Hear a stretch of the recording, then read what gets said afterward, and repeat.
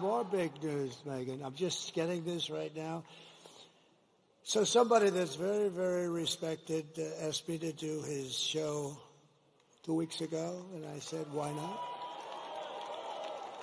And to me, it's very big because he's the biggest there is, I guess, in that world by far. Somebody said the biggest beyond anybody in a long time. And his name is Joe Rogan, and he's never done this before.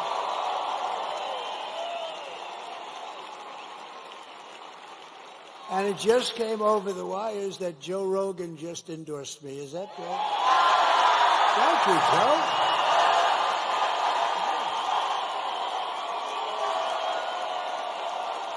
That's so nice.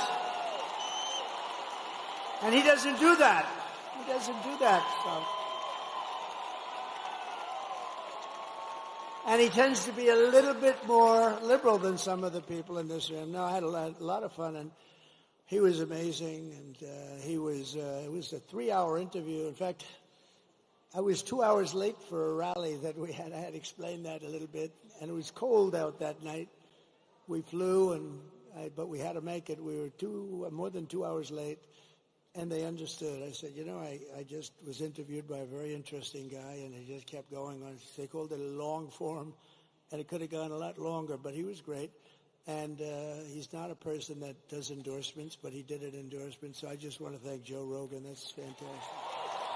As you saw from the intro, Joe Rogan has officially endorsed Donald Trump. I think he did it in his tweet. I don't know if he did it by the end of the video, but I think Elon Musk had a lot to do with Joe Rogan deciding to endorse Donald Trump.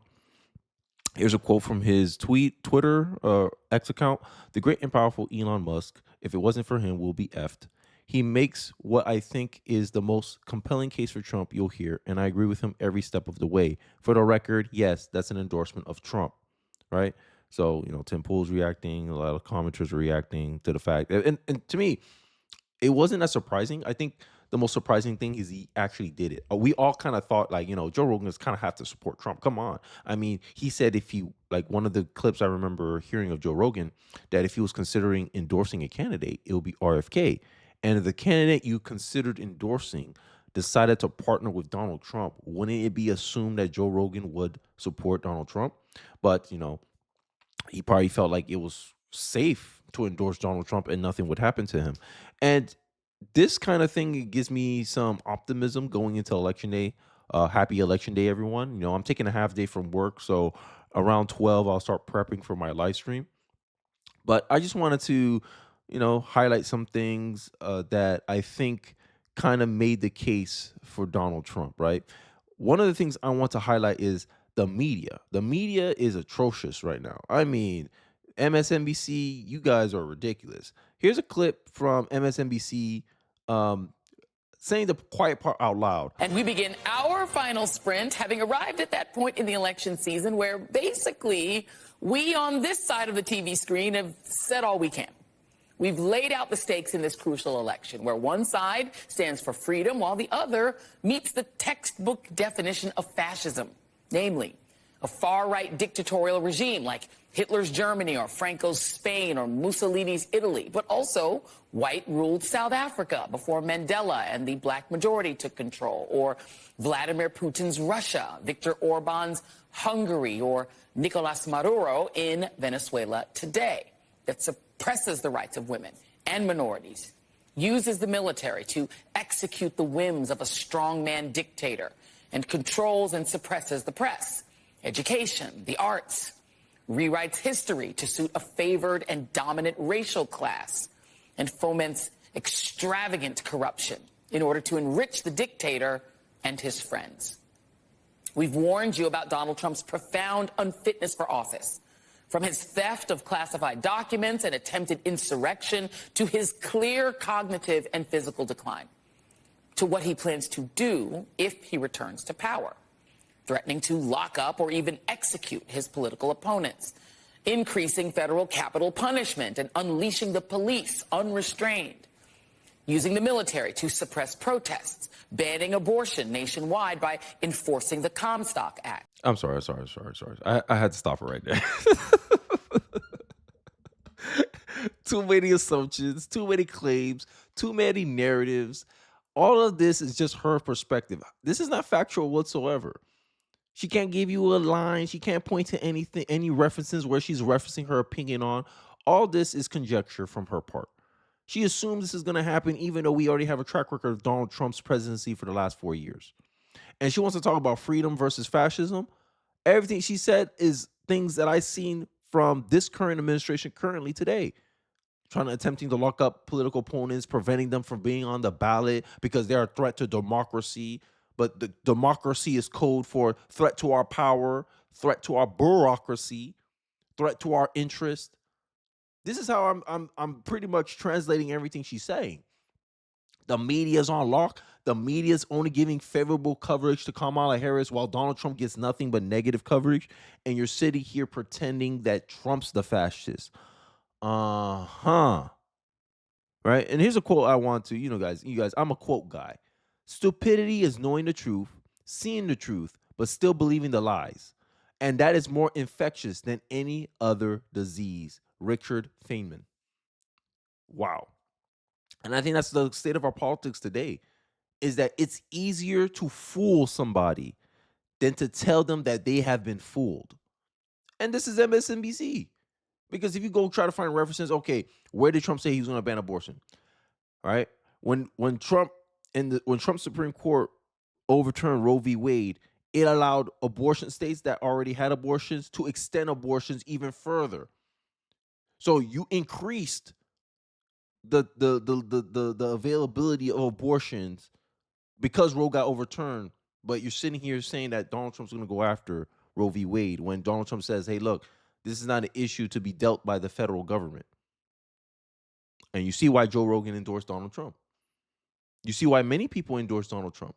Because these people, they're some of the most backwards, hypocritical people I've ever seen in my life. And I'm going to show you a short clip of these guys pretending to be Harris supporters, I think. And look at this prank that they pulled on these Harris supporters and see exactly who they really are. Because this has been my stance for a long time. Liberals can only be liberals from afar. Let's take a look. I dressed up like I work for Kamala's campaign, and now I'm gonna deliver immigrants to her supporters. No! We are voting for you, don't worry. Are you? Of course. We do have a surprise, if that's okay, it's just real fast. You have a surprise? We're looking for a place for them to stay. They just came across. They'll sleep on floors. I mean, they're not picky, you know. We have like a 2-year-old, so Hector's good with kids. sorry, we just can't. Could they just like sleep on your lawn? They need a place to stay. They just came across. My teenagers live with me. I don't Oh, that's fine. your room. Hector, he was dating a teenager like a little bit ago, so. Okay. They just came across. They don't have papers. You're in support of like the whole border situation, and we're just trying to get them a floor to sleep on. We're a house of COVID. Do you guys want COVID? They said they could survive it. You learn how to say her name. We work with her, so we know how to say her name. Earlier you said Kamala. The way she pronounces her name is Kamala. You don't work with her either. See that car? We have 3 dudes who just came across the border. We're trying to find them a home. Find them a home. Just say I'm voting for Donald Trump without saying it, okay? That's a wrong attitude, mister. This was hilarious, bro. Say you voted for Trump without saying it. That was dying. Yo, this is I think I put an X post out on this video here, but this was hilarious, right? Because it calls into question. This is why I'm saying liberals can only be liberals from afar. They push for these things. Oh, we're going to trans the kids. Oh, we believe in this and we believe in that. And then when you ask, are you doing that? No. Oh, it's nothing wrong with a single family household. Oh, but you're a Democrat, but you're married, right? Or why you don't have that for your kids? Why you don't let your kids just all willy-nilly have kids out of wedlock and stuff?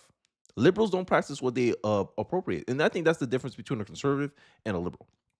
A conservative will push for things that they will personally do themselves. Hey, I want you to be wealthy. Hey, I want you to be rich. But I believe that I have to work hard to get those things. That means you have to work hard to get these things, right?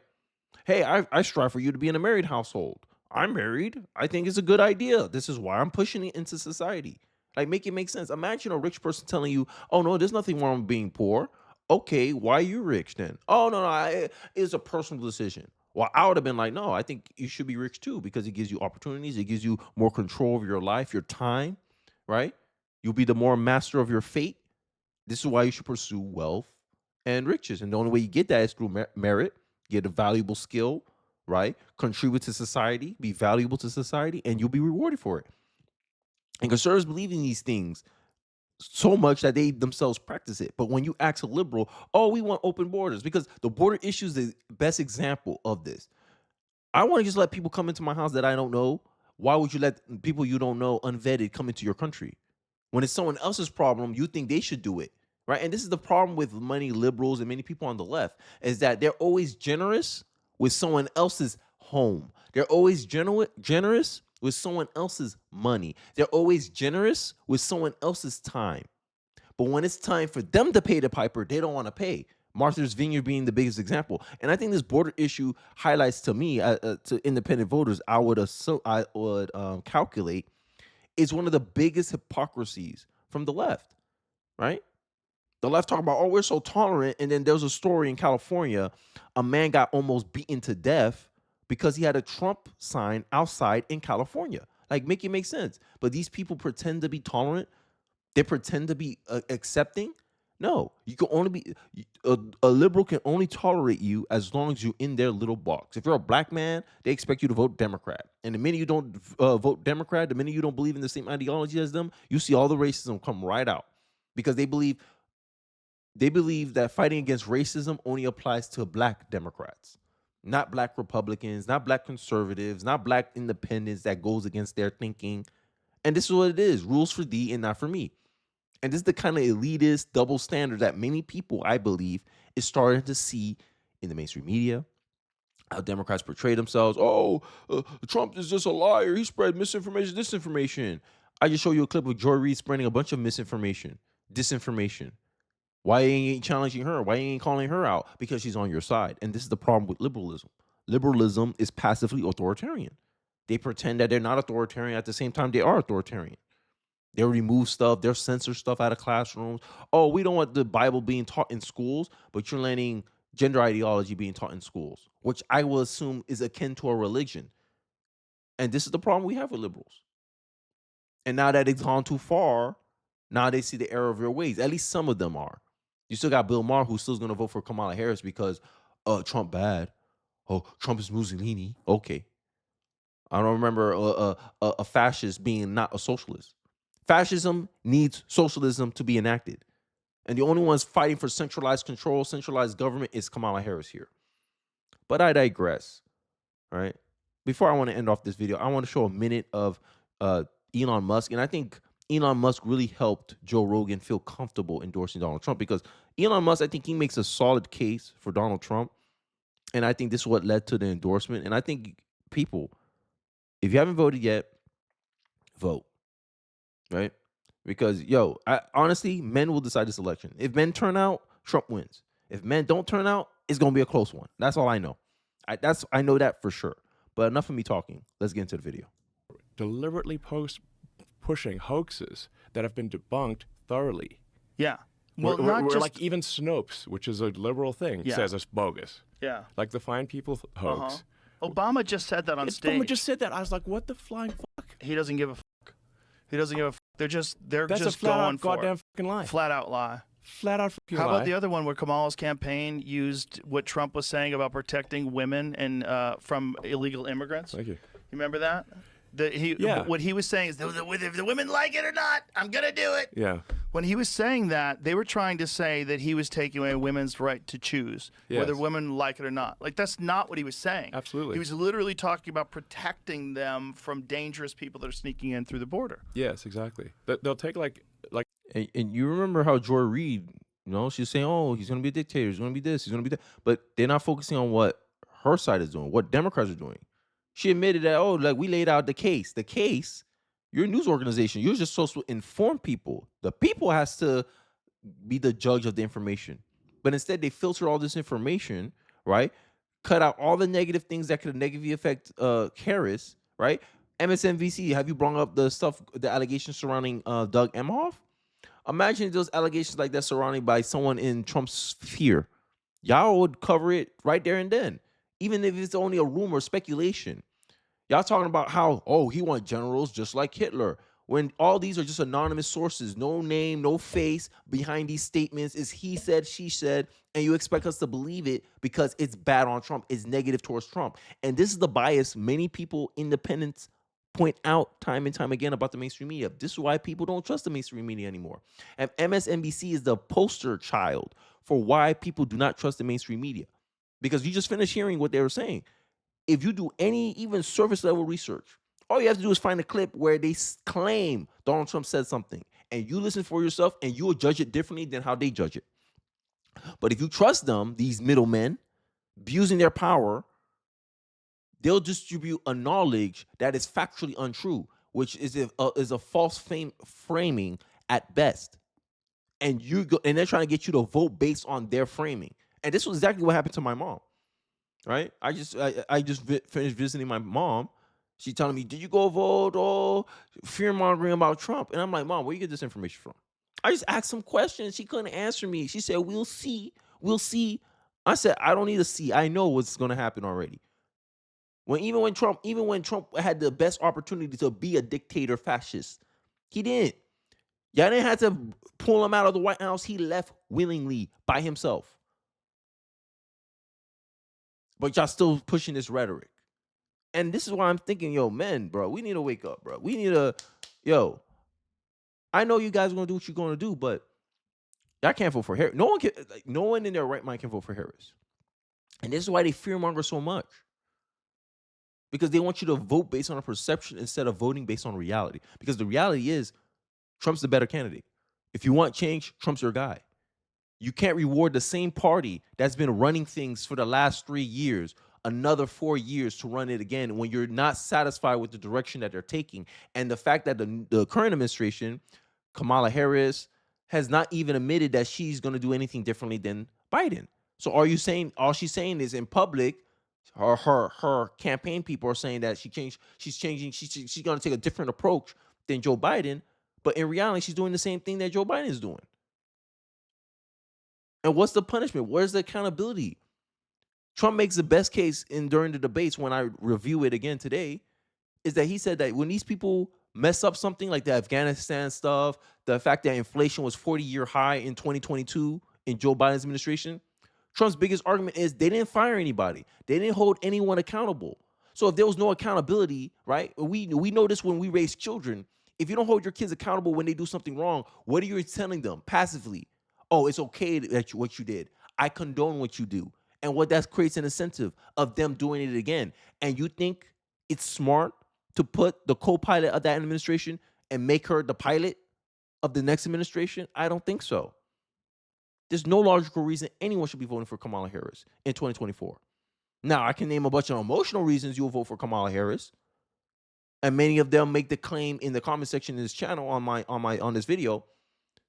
But I think this endorsement by Joe Rogan shows that many people, even centrists, even liberal, left-leaning centrists, can see that, we can't reward what the hell the Democratic Party's been doing, the Democratic establishment has been doing, the media heads. We can't reward none of this. And the fact that RFK highlights the incentive they all have. Hey, look, these people, if they don't get paid by Big Pharma, they go out of business. If the reason why the reason why they don't want RFK to get in there is because one of the things RFK says he'll do when Trump anoints him as the health czar, that's my labeling for him, because he's going to run multiple health institutions that's the government bureaucracies, is that he's going to ban pharmaceutical companies' ability to advertise. And apparently 80% of media revenue comes from advertising dollars coming from pharmaceutical companies. So it's pretty much, if RFK gets in, he will essentially bankrupt the media apparatus in our country today if he is allowed to ban pharmaceutical money from getting into advertisement for media. And this is what they're really scared of. Self-interest. But they try to disguise it as if they're doing something morally good for the good of the nation. No, they're only doing it for themselves. Just like Democrats allowing illegals to come in there. I just did a video how Joe Rogan finished exposing the Democrats' incentive, conflict of interest for open borders. Everything's to benefit the party. And I ask this to Americans. Would you rather a party where there's a win-win? Trump wants a legacy. Trump wants to be known as one of the greatest presidents to ever run, right? His ego is set to like the fact that he wants your love, your validation, your approval, and he's doing everything in his power, and he wants revenge on the government, and you want accountability for the government. Your interest is aligned as an American person if you want change and reform in the government. That's the political calculation I make when I voted for Donald Trump. My interest is aligned with his interest. I want accountability, right? I want people fired. I want heads to roll in the government because y'all did a bad job based on every metric. If you look at the health of the country, you have a government institution where chronic disease increased under your watch and no one got held accountable. There was no acknowledgement of the problem. Trump wants revenge on the bureaucracy. Trump wants to cut down the government. Hey, my interests align with him. What Kamala Harris is going to do? Half of y'all can't even make a logical case for Kamala Harris. All y'all do is fearmonger about Trump. But, I digress. I think the Joe Rogan endorsement is huge. I think Joe Rogan had a lot of undecided voters in his audience, and I think his endorsement will help a little bit, even if he only moves 1% of them, right? That's 100,000 votes at least that move towards Trump, at least. But I digress. Let me know your thoughts in the comment section below as the hours count down closer and closer to election night. I hope to see you guys on my live stream at 7 p.m. Don't forget to like, comment, and subscribe, and I'll catch you guys on the next video. Peace.